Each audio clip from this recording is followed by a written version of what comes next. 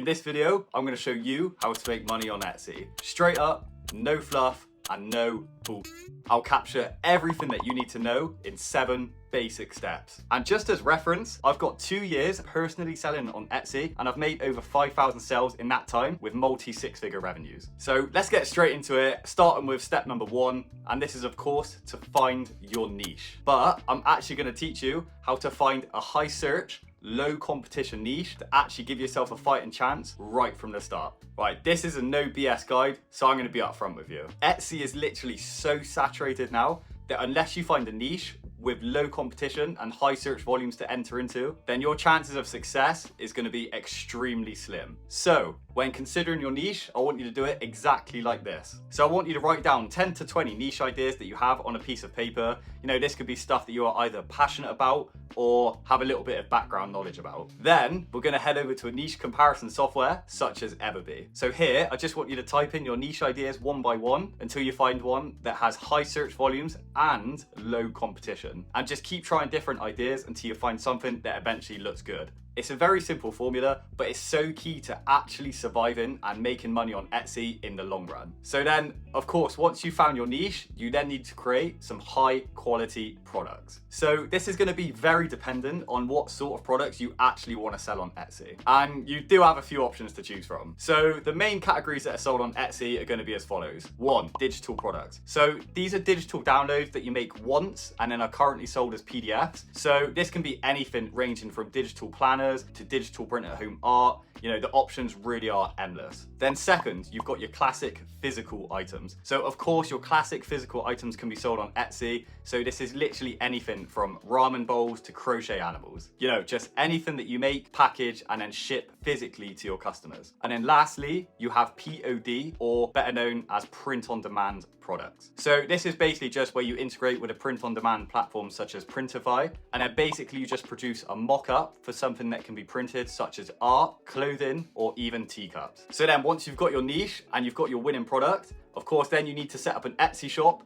But the bit that nobody tells you is you need to set it up to build trust with your customers. So this is very simple, but it's neglected by so many Etsy sellers. If a customer doesn't trust your shop, they will not buy from your shop. It's as simple as that. So this is exactly why you need to make sure that your shop banner, logo, and about us section is completed professionally. Take pride in your shop and your customers will respect it, I promise you. And look, I mean, even if you're not digitally gifted, you can just head over to a program like Fiverr, and here you can get somebody to make you a beautiful banner and a logo for actually a very small cost that'll work excellent for Etsy. And of course, it's really important to complete the About Us section of your shop, because this is where you get to tell your story, which is going to be one of the main building blocks of building trust with your customers. So look, for this, I recommend to just make it personable. Share what you do, share what you're passionate about with your shop, share why you started it. The customers are going to resonate with this and they're going to trust you a lot more. And then once you've got your shop perfectly set up, of course, in my opinion, one of the most important tips now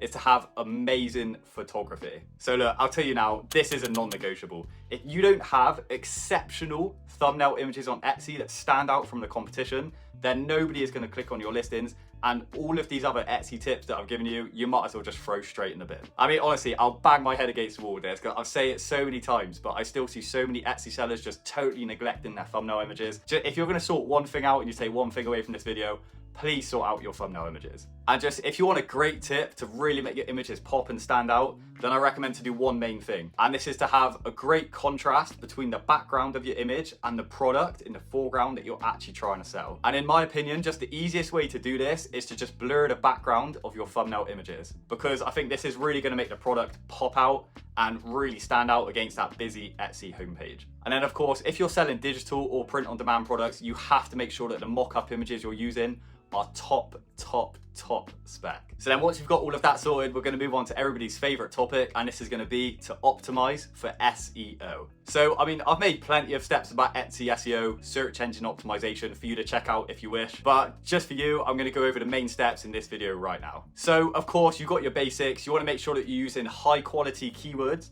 that have low competition and high search volumes in your Etsy titles and your Etsy tags. And again, now there's plenty of research programs that help you massively with this. The one that I personally use is Everbee, but of course, just find one and use one that you find works best for you. Oh, and just quickly, if you want to use Everbee, the same program that I use, then I'll leave a link in the video description. And it is an affiliate link, so it helped me out a little bit, but of course, no worries if not, just make sure that you're using a research program, because honestly, I think it just helps out so much with your keyword research. But then once you have your keywords, it's really important to know that this is not everything that determines SEO. So there is going to be other factors that are taken into account.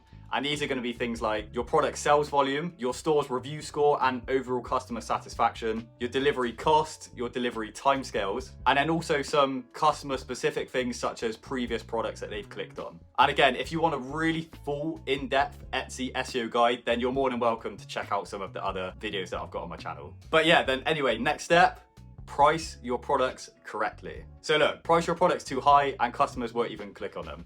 Price your products too low and your profit margins are going to be really slim and it might not even be a feasible business model. So if you're just starting out on Etsy, I recommend to price your products just a little bit under the competition. Because if you're competing against a competitor that's got higher sales volume than you and a much better review score, then really one of the key areas that you can actually beat them on is going to be price. Because just think, if your new products are priced higher than your competitors and you've got less sales and less reviews, then I mean, there really is no reason why a customer would choose to buy your product over your competitors. So yeah, I'd honestly recommend just putting aside a few hours each week just to research the competition and research the price points that you should be listing your products at. Or as a little side hack, you can also use Everbee to do this. So you can literally just type in the type of product that you're selling, and this literally shows you the competition pricing and also what sort of sales figures the competition are making on those products. It's a really useful little tool to use, and remember, pricing your products correctly,